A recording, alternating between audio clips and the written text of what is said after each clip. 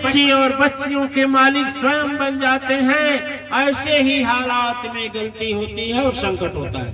और जब सबका मालिक उनको, जीवन नैया भी तेरे, अब तू ही संभाले चाहे डुबा ले। ऐसी भावना होने से तब हमारे हृदय में परम शक्ति सत्ता को प्राप्त करने का भाव जागता है दिव्यात्माएं। अन्यथा विश्व में या शास्त्र पुराण वेद की जितनी भी क्रियाएं हैं, कितना हूं कर लीजिए, माला फेर लीजिए, चारों धाम कर लीजिए, ध्यान कर लीजिए, यज्ञ कर लीजिए, भजन कर लीजिए, नहीं, बीच में वह अभिमान बैठा है कि मैं करता हूं, मैं करता हूं, मैं करता हूं। हमारे पास लोग आते हैं, बोलते हैं गुरुजी 100 लोगों में 25 लोग ऐसे होते हैं, 25 का अब तो 40 हो गए, कि गुरुजी हम कुछ सोच रहे हैं, हमारा सोचा नहीं होता, हम कुछ करना चाहते हैं और हो जाता है। और अरे गधा, अरे मूर्ख, इस पर भी तो सोच कि सोचने वाला कोई और है, तो उन्हीं को सोचने न दे। तेरा क्या जाता है, बोल क्या जाता है? झूठे में टेंशन लेकर मर रहा है, क्या जाता है? करने दो उसी को ना, जिसका किया हो रहा है, होने दो, करने दो।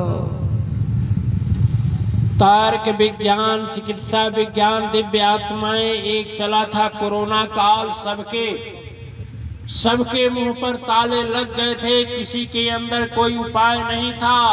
संपूर्ण चिकित्सा विज्ञान हाथ पर हाथ रखे केवल तमाशा देख रहा था, मूक दर्शक बना हुआ था। अपने को दुख हरण करने वाले जो डॉक्टर संज्ञा देते हैं, वह सारे डॉक्टर के सभी अस्पताल में ताले लग चुके थे। श्मशान भूमि, कब्रिस्तान लाशों से पड़ चुका था। इस धरा पर किसी के पास ऐसा व्यक्तित्व का प्रभाव नहीं था कि जो इस भयंकर घोर प्रलयकारी स्थिति को रोक ले। बोले आप लोग अपने अनुभव से या आंख से देखे हैं कि झूठी बात मैं बोल रहा हूं? हुआ ना? अरे हम कहते हैं ना, जो भारत के ऊपर अंगूठा उठाते हैं, अंगुली उठाते हैं भारत के ऊपर कि भारत धर्म संप्रदाय है, तो भारत सदगुरु बन रहा है।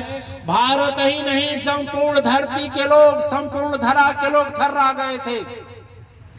किसी का कोई ठिकाना नहीं था कि किस क्षण में हम शरीर को छोड़ देंगे।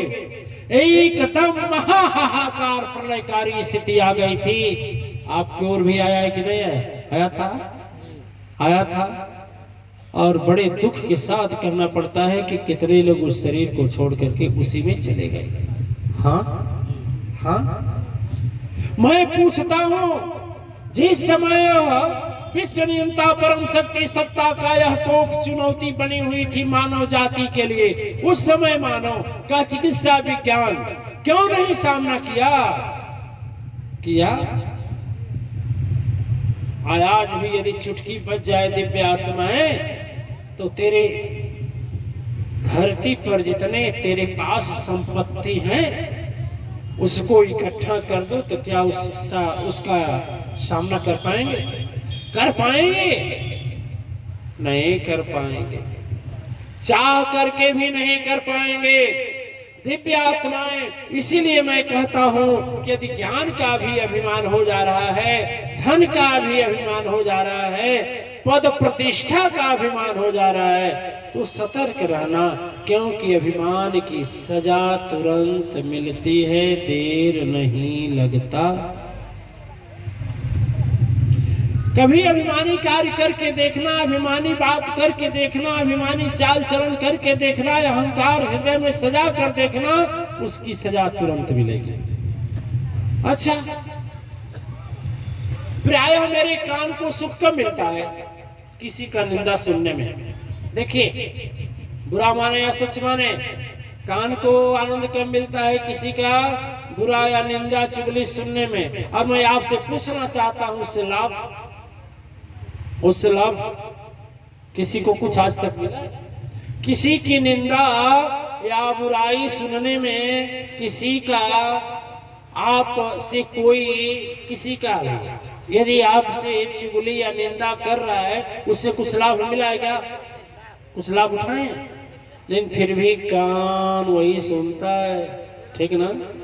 और कान सुनता भी है तो बड़ा विचित्र है, चुपचाप बैठता नहीं है, जुबान बुलवाता है। अच्छा, जुबान से आप निंदा करते हैं, आप किसी का कलंक की बात या कुछ भी हो, अपमानजनक शब्द यदि जुबान से बोलते हैं तो क्या आपको आनंद कुछ मिलता है?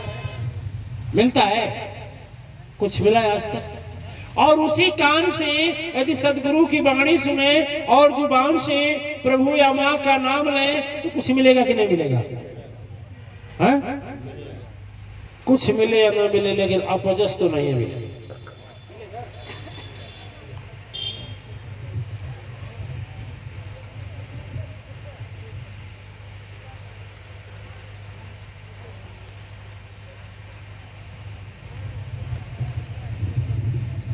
दिव्य आत्माएं,